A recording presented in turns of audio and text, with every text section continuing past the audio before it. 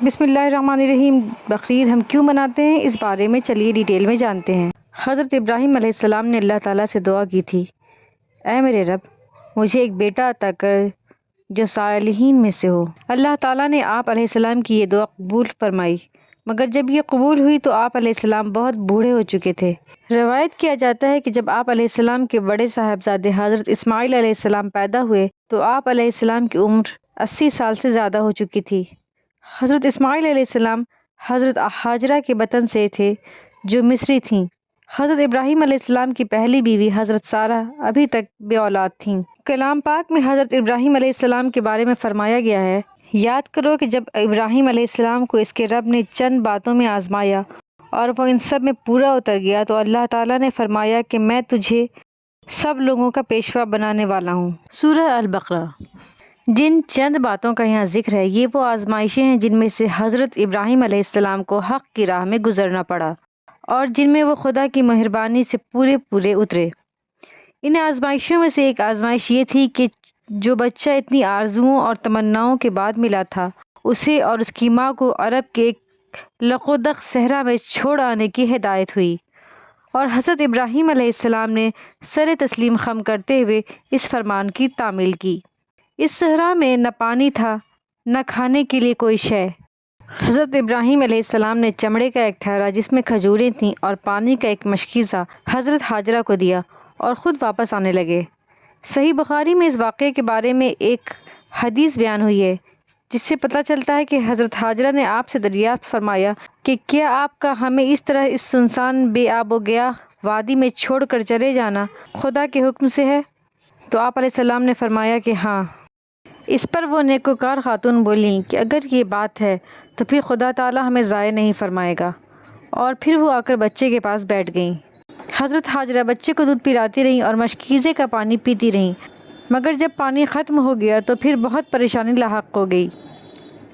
ماں بیٹوں کو پیاس لگ گئی اور پانی کہیں موجود نہ تھا، بچہ پیاس سے تڑپنے لگا۔ آخر حضرت ہاجرہ سے بچے کی حالت دیکھی نہ گئی اور وہ اٹھ کر وادی کی طرف یہ دیکھنے کے لیے چل پڑیں کہ کوئی آدمی نظر آئے یا کہیں پانی کا پتہ چلے، مگر کوئی نظر نہ آیا۔ وہاں دو پہاڑیاں صفا اور مروہ تھیں جو ایک دوسرے سے کچھ مسافت پر واقع تھیں۔ حضرت ہاجرہ نے پانی یا آدمی کی تلاش میں ان دونوں پہاڑوں کے درمیان 7 چکر لگائے۔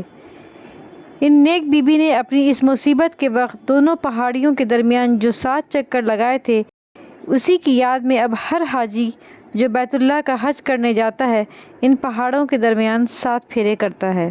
آخر اللہ تعالیٰ کی رحمت جوش میں آئی اور اس بے آب و گیا وادی میں پانی کا ایک چشمہ پھوٹ پڑا۔ یہ وہی چشمہ ہے جسے ہم زمزم کہتے ہیں۔ زمزم کے پھوٹ نکلنے سے حضرت ہاجرہ کی بہت بڑی تکلیف رفع ہو گئی۔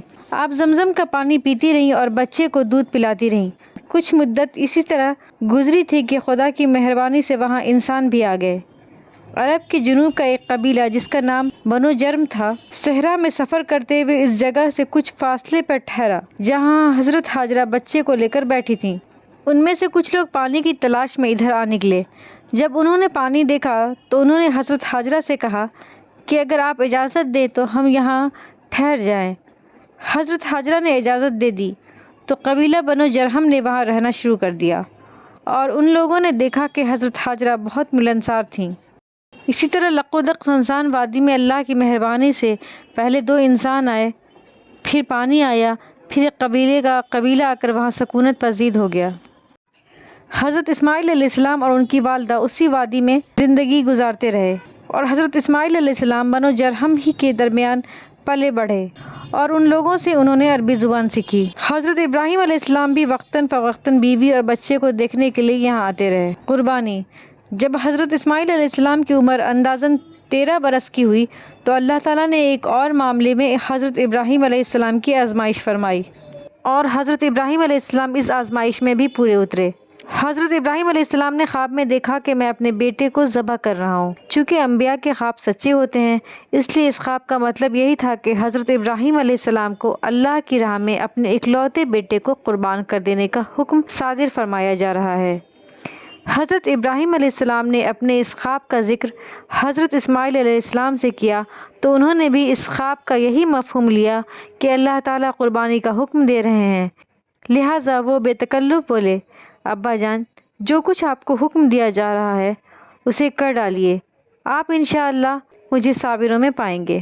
یہ واقعہ 10 ذی الحجہ کا ہے اور مکہ مکرمہ میں پیش آیا تھا، مگر بیٹے کو قربان کرنے کے لیے حضرت ابراہیم علیہ السلام انہیں مکے سے باہر منا کے مقام پر لے گئے، جو مکہ مکرمہ سے کچھ میل دور ہے۔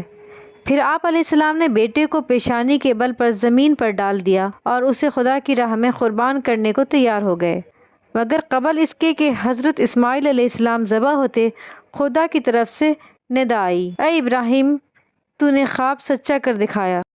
پھر اللہ تعالیٰ کے فرشتے نے خدا کے حکم سے ایک مینڈھا حاضر کیا کہ اسماعیل علیہ السلام کی جگہ اس کو قربان کر دیا جائے۔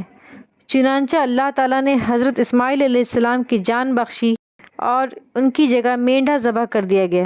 یہ آزمائش جو حضرت ابراہیم علیہ السلام کو پیش آئی اتنی بڑی تھی کہ انسانی تاریخ اس کی مثال پیش کرنے سے عاجز ہے۔ اللہ رب العالمین نے خود بھی یہی فرمایا ہے۔ یقیناً یہ ایک کھلی آزمائش تھی۔